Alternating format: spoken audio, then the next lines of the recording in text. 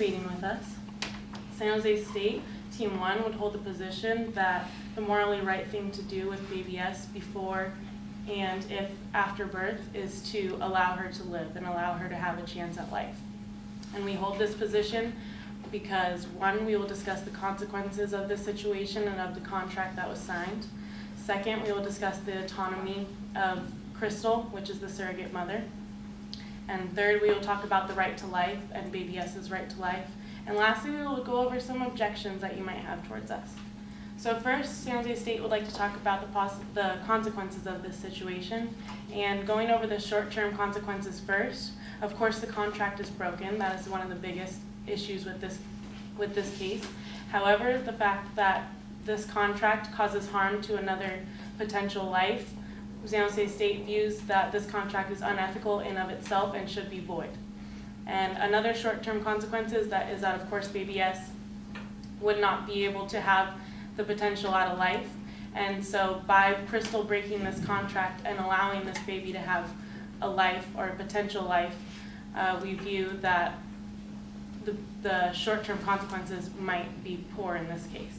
And some of the long-term consequences that we would like to discuss are Crystal may have a mental calmness about herself later in life for knowing that she did the right thing in this situation and knowing that she was the only one that could give baby S a right to life.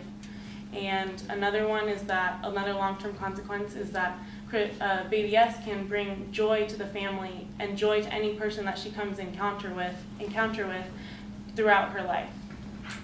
And so San Jose State's position holds that the long-term consequences much outweigh the short-term consequences, and that is why we view Crystal's action of giving baby S a life, because she did give birth to this baby, was morally sound.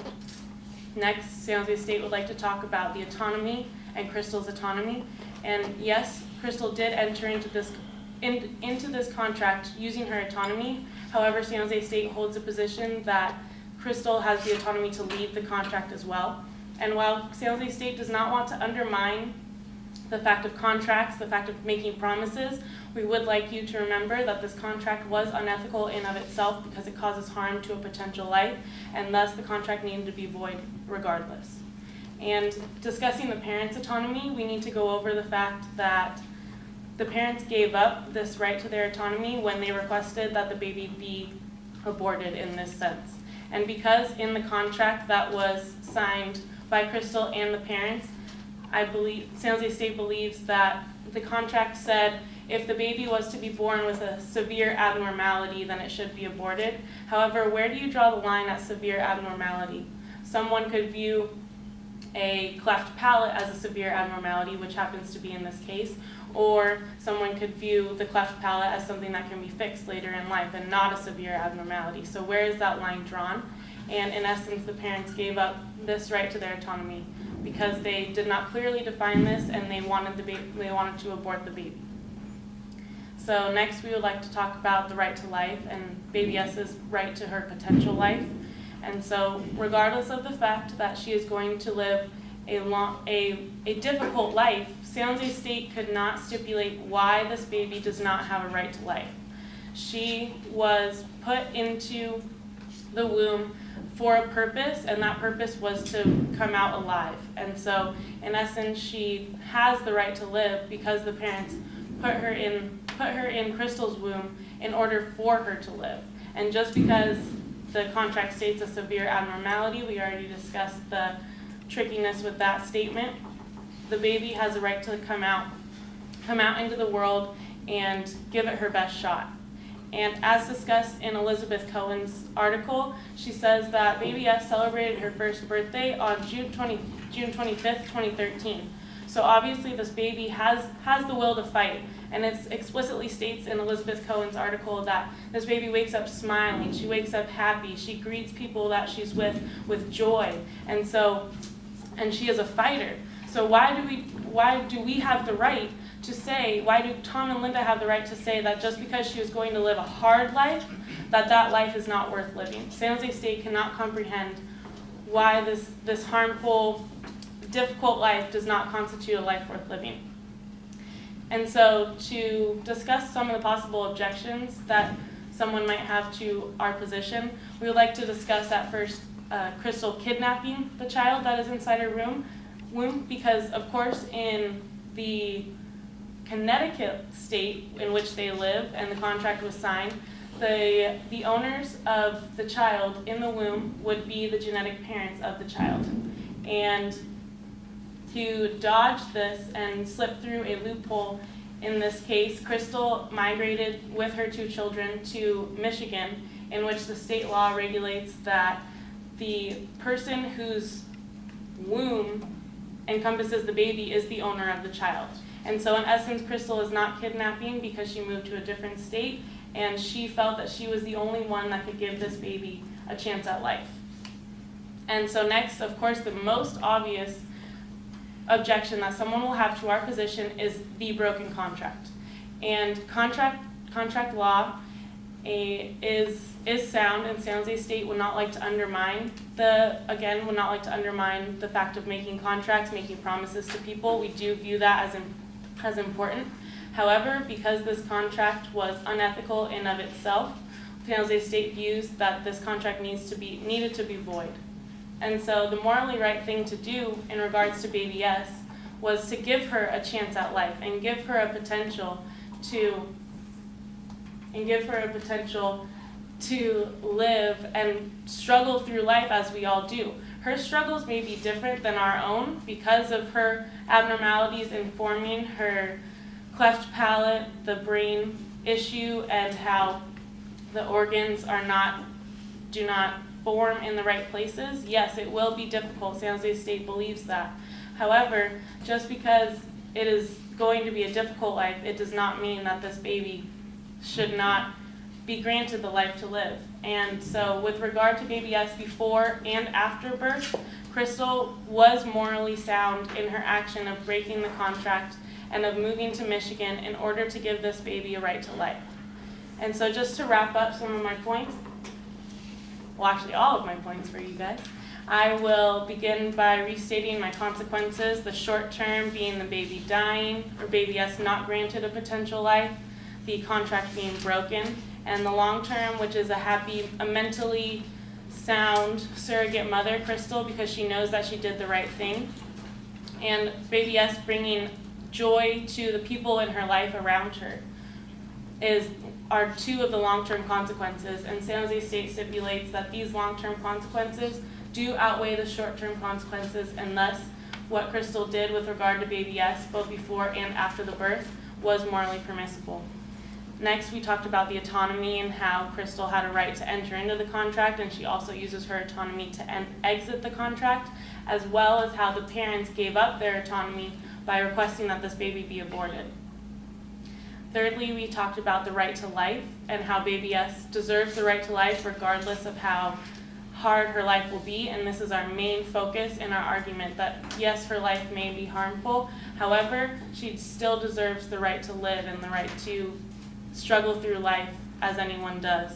And lastly, we talked about some of the objections that someone may have to our case discussing kidnapping. However, we refuted this by saying that Crystal traveled to a different state and realized that she was the only person to give this baby a chance at life, so she needed to do what she did, and she did do it. And the last objection would be the broken contract. And as we stated, the contract was unethical in of itself, and thus must be null and void. So, thank you very much. You yield the rest of your time? No. I'm sorry, what was that? You yield the rest of your time? Yes. Okay, thank you. At this point, Susan, you have 1 minute to start.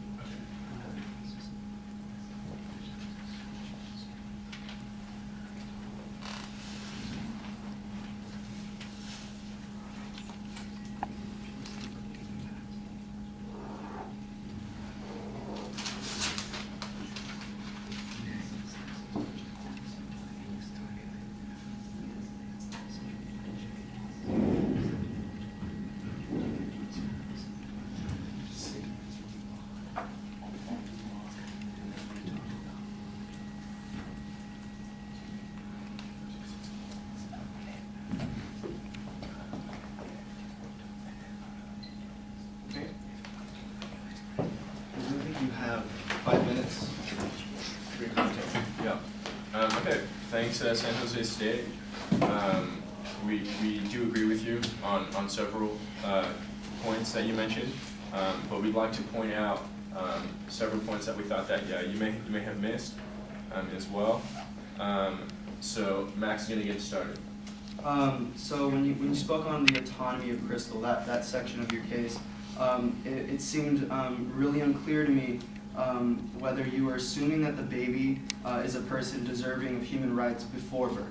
I understand after birth, that's clear, but it was unclear whether you were saying that this baby had rights before birth, because if San Jose State was stating that and stating that Crystal wasn't thinking that she had that baby S had was deserving of human dignity. It was unclear whether you were stating that Crystal was doing that, or if you as a school were stating that the baby had human dignity before birth. Because if San Jose State was projecting this that there's that the baby S is deserving of human dignity, it seems like you're concerning yourself that the central moral issue of the case is that if babies in the womb have human dignity or not. And that doesn't seem like that's the central moral issue of the case. So yeah, just clarification on that. I'm going to go ahead and give a little bit. Principal stewardship. Yeah. I'm going to give a principle to preface Stefano and his objection. We're going to be appealing to a Lockean principle of stewardship. This principle is basically saying where labor is given, also proper stewardship is given. This is obviously pulled from Locke's principle of property, but we're not saying that baby S is property in any means. More of what we're saying is like, if you have parents that abandon a child and a grandma steps in as the proper steward, she invests her labor, her time, her efforts into this child, the grandma's obviously a proper steward. So that's just a preface. Yeah, so like Max said, we'd like to point out a Lockean perspective that we didn't hear. And so the Lockean perspective goes something like, someone appropriates something to themselves by means of their labor for that thing. So in this case, Crystal Kelly becomes the proper guardian, like you guys had said, when, in part, when Tom and Linda relinquished their claim on baby S, when they pressed for her abortion. But what we didn't really hear was how Crystal also appropriates baby S to herself, given her labor and her body. So we can think of, in a very real sense and physical sense as well, as baby as an extension of Crystal's body, and also the labor that she gives for her during the 9 months of the pregnancy wasn't stated. The visits in and out of the hospital for checkups and ultrasounds, the pregnancy sickness that Crystal suffered through for a while there. So that's one objection that we have, and maybe not so much an objection, but another perspective that we would like to hear about the case. Also, the question asks about the right thing to do with regard to baby S before and after the birth. And so we just thought you might have missed something after the birth. In the article, there was something about after Tom and Linda, the parents, the guy who provided the sperm for the baby, relinquished their claim to baby S. Then they fight to get her back, but they want to they don't want to keep her themselves. They want to give her up to the foster care system.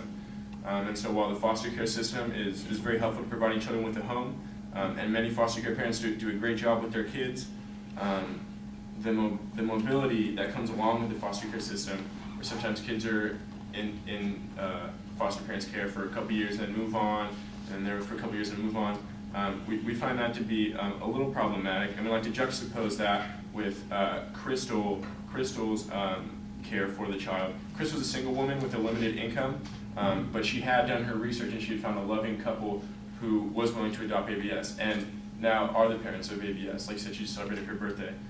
So we'd like to point that out. And then I know we have a couple other responses. And it appears in your autonomy argument that you invoke the Kantian principle of the third formulation of categorical imperative to justify Crystal's entrance into autonomy to justify Crystal's entrance into the contract, but then also her exit, which it seems like she's making a promise to adhere to the contract, and then she's going ahead and reneging on that promise. But it appears that, with, Kantian ethics, that Kant would never attempt to justify a lie, or Kantian ethics would never support a lie. That's time, but go ahead and finish your thought if you need to. No, I'm fine. Okay. Councilor State, you have 1 minute to